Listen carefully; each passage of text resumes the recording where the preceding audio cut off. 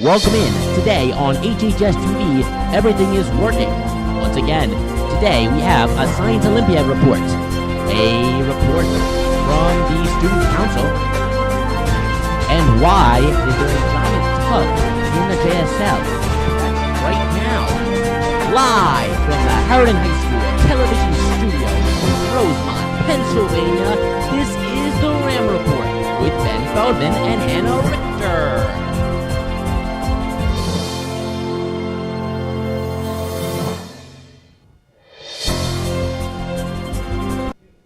Hello, I'm Ben Feldman. Along with Hannah Richter. For today's RAM Report, we'll start off with some club news.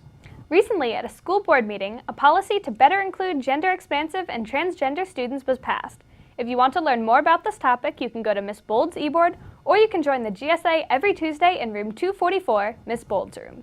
On Saturday, for the 24th year in a row, Harriton's Science Olympiad team competed at the national competition, this year in Wisconsin. Here's Ricky Sayer with more. The Harriton Science Olympiad team has returned from their long journey to their national competition in Wisconsin with a trophy that represents the team's dedication and hard work. In second place, from the state of Pennsylvania, Harriton High School. Harriton medaled in 11 of 23 events at the national competition. Science Olympiad is a competition where students from all across the country compete in 23 events relating to scientific disciplines. Over 7,300 teams compete each year. 1 point was the difference between second place Harriton and first place Mira Loma High School from California. The team's perseverance and determination this year has led them the closest a Harriton team has come to winning nationals since the team won it all in 2005. Harriton's overall score this year of 235 is an even better score than what the team got in 2005. Harriton has placed in the top 10 at nationals the past 23 years in a row. Eitan Ginsberg, while saying he cannot speak for the entire team, said he felt like second place was disappointing. What was unique about this year was the fact that we had an enormously large and experienced class of seniors, and just about everything over the past several years kind of led up to this as kind of like a climax for us. And it looked like everything, the stars were basically aligning for a national championship, which is what we really wanted. The closer it is, the more it hurts that we didn't get that point. I mean, nonetheless, we had a lot to be proud of. And we were incredibly happy. We had some goals at the beginning of the year that we all fulfilled. And a team place of second in the whole country against the schools that were there is an amazing finish. So it was a very successful year for us. You know, it's one of the things that we think is an advantage is that we just work harder than most other teams in the competition. We're here, you know, every day after school for 3 hours. We just put like in a ton of hours of work into it, and it just felt really good to get rewarded for doing like all of our hard work. Everyone on that team was just like worked phenomenally. So I just really appreciate that they all worked so hard, and we achieved what we wanted like since the beginning of the year. Can't ask for too much because we got second in the nation. And in a tournament that's worth hundreds of points, 1 point isn't very much. But during the day while we were competing, we definitely left it all out there. We did the best that we could, and it just came up 1 point shy. If getting second in the nation wasn't the highlight of the night, then Harriton's 3 gold medals were. Cameras captured the reaction of Harriton students.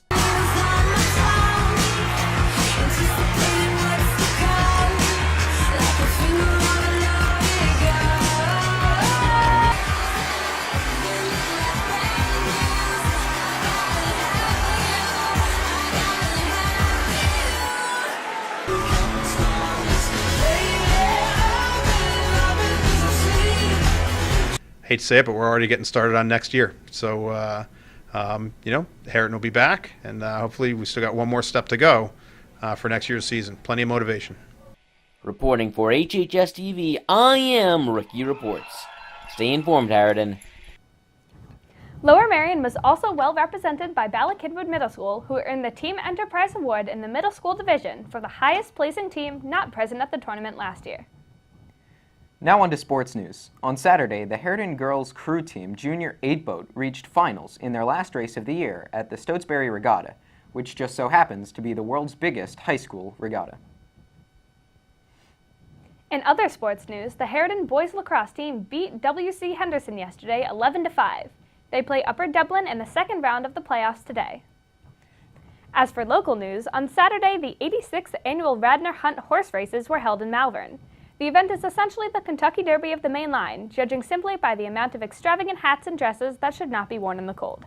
Ricky was there for the first time in 8 years and he took this video.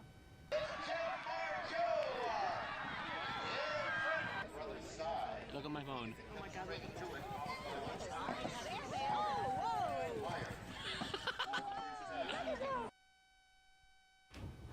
Now for the Harriton Student Council presidential update.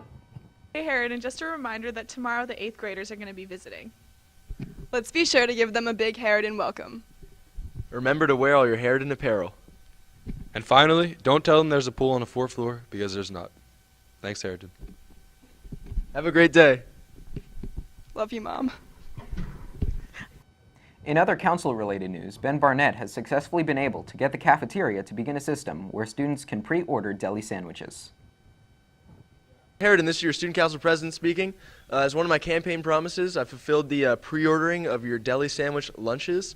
So make sure you sign on to the Google form sent out by Mr. Moe every day.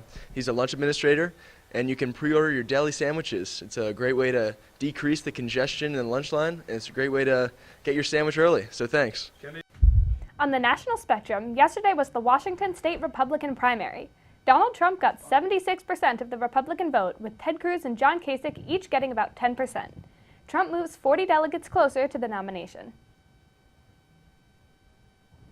And we'll end today's show with some Harriton news. Yesterday, 3 Vietnam veterans Harriton students in Harriton's history program. You may have noticed a giant, empty tub in the JSL and wondered what it was. Well, it turns out that Mr. Ferraro and Mr. Rhodes will be raising young tilapia, the fish, in tubs where they will grow over the next 10 months. Interesting. Thursday, June 2nd is Harriton's annual day of service. We are going to conclude with some footage of this and a discussion question for your advisory. Please watch the entire video and the question will appear on screen at the conclusion of the clip.